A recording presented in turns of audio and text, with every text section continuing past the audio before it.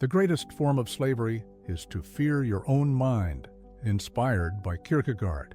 You think you are free? You think the world outside shapes your suffering?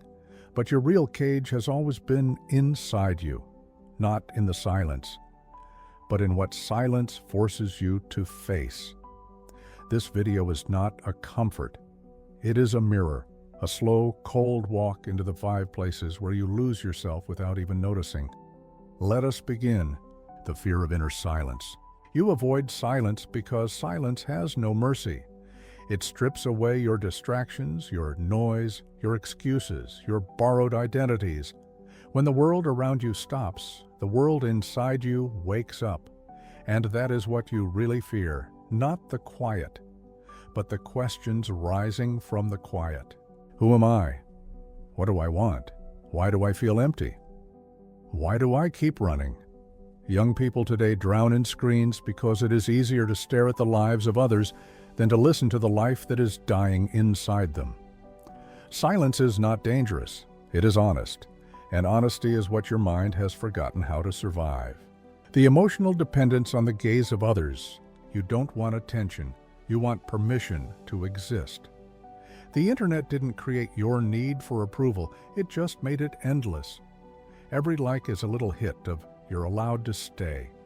Every comment is a small breath of "you matter." Every view keeps your identity alive for 1 more hour. And still, you never feel full. Because the hunger is not outside, it's inside. The Stoics said, if your peace depends on others, you will never be free.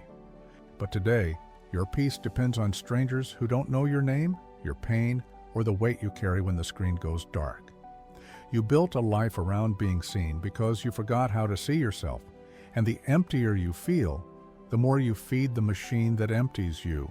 The projection of the hidden part of oneself onto influencers. You don't love influencers. You love the version of yourself you place on them.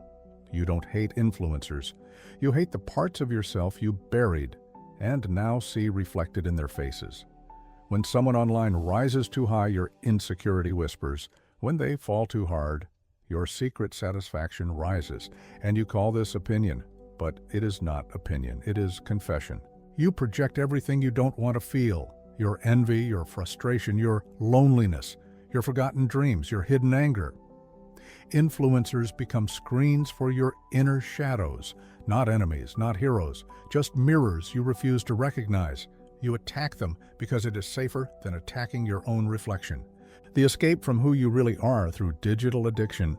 You don't escape into your phone. You escape from your life, from the pressure, from the disappointment, from the version of yourself you promised to become but abandoned on the way. The screen doesn't seduce you. It shields you. It covers the wounds you never treated. It numbs the fears you never named.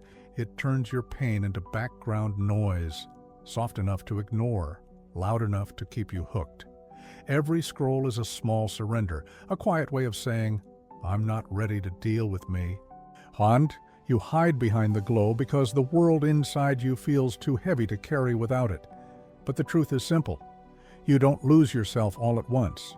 You lose yourself piece by piece every time you choose distraction over presence. The digital cave is a voluntary prison. Plato warned us centuries ago, people chained inside a cave, watching shadows on a wall, calling them reality. Today, the cave fits in your pocket. The shadows are videos, faces, opinions carefully crafted to keep you seated, docile, entertained, no chains, no force, just comfort. The most dangerous prisons are the ones you walk into willingly. You think the digital world is harmless, but it shapes the way you feel, think, desire, and breathe. It tells you what to want, what to hate, what to fear, who to become. The modern cave doesn't hide the truth from you, it makes you forget that truth even exists.